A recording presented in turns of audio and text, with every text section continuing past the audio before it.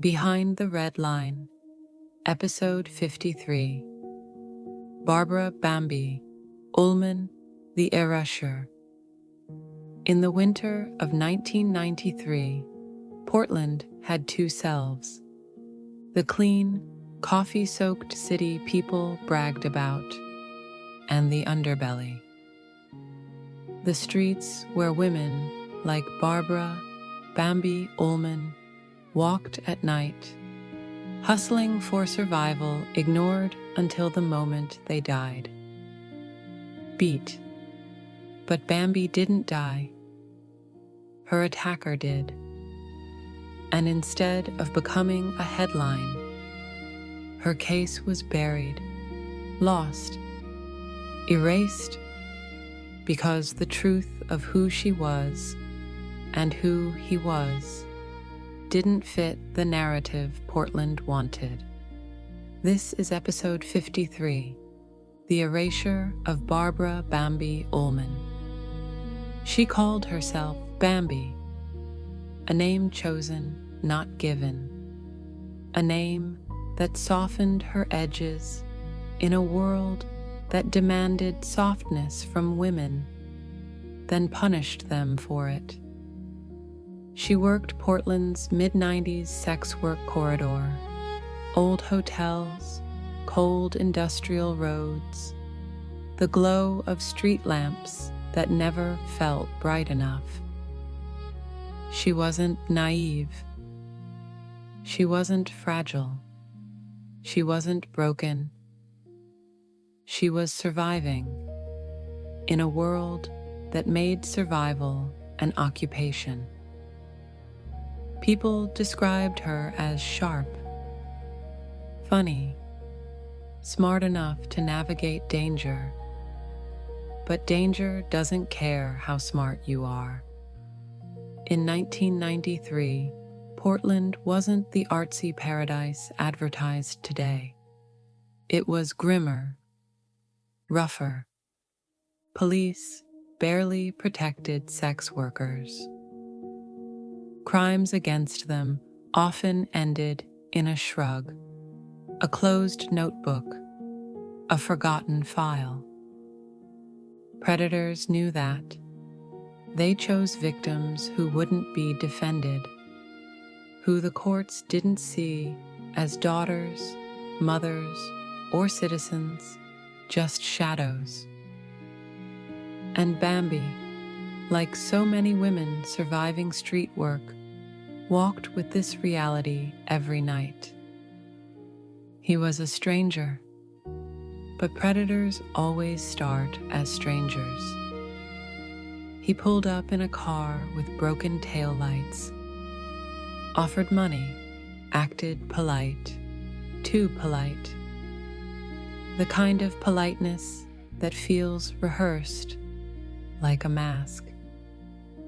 She got in because hunger wins, rent wins, survival wins. His name never made headlines. His records never made the news.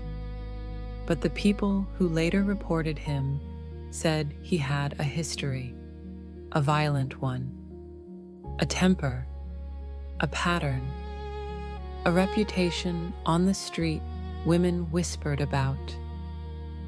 Bambi didn't have the privilege of knowing. It started like any other transaction, a drive to a secluded area, promises of quick money, the illusion of control. And then it snapped. He lunged at her, grabbed her by the hair, pinned her against the car door. He told her what he was going to do, told her she wasn't leaving. Women like Bambi knew this script. This was the script many didn't survive. She fought back, nails, elbows, teeth, every ounce of strength she had left. But he was bigger, stronger, fueled by entitlement. He told her he'd kill her, that she wouldn't be the first, words he had said to others. And then she reached for something sharp. In a split second of panic, the moment your brain stops thinking and only reacts, Bambi stabbed him once, then again. The car filled with the sound of struggle. Then stillness. She crawled out of the passenger door, shaking, covered in blood that wasn't hers. Her hands wouldn't stop trembling. No woman chooses that moment. It chooses her. She ran, not out of guilt, but terror. Terror of the police. Terror of the courts. Terror of being a sex worker in a city that treated women like her as disposable. She hid behind a dumpster until morning, cold, shaking, numb. When she finally came forward, she told the truth. He was going to kill me. And she was right. He had done this before. But the truth wasn't enough. The police didn't see a victim. They saw a sex worker. And that label gave them permission to stop caring. Media barely covered it. A paragraph here, a mention there. No sympathy, no outrage. The man, his violence wasn't highlighted. His record wasn't examined. The narrative was simple. A street worker killed a man. Case closed. It was easier that way. But Bambi wasn't a killer. She was a woman who fought for her life in a world that never fought for hers. The case moved quietly through the system. No reporters, no cameras, just fluorescent lights and cold paperwork. Eventually, the court accepted that it was self-defense. But even then, punishment lingered. No celebration, no apology, no recognition that a predator died because the system failed every woman he hurt.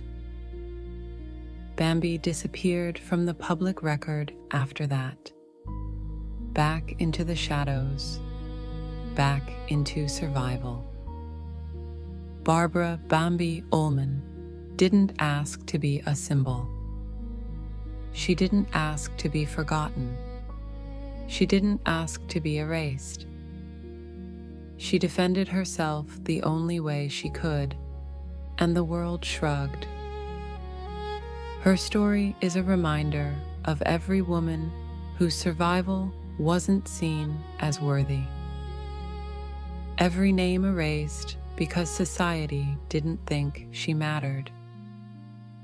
This is Behind the Red Line, Episode 53, The Erasure of Barbara Bambi Ullman.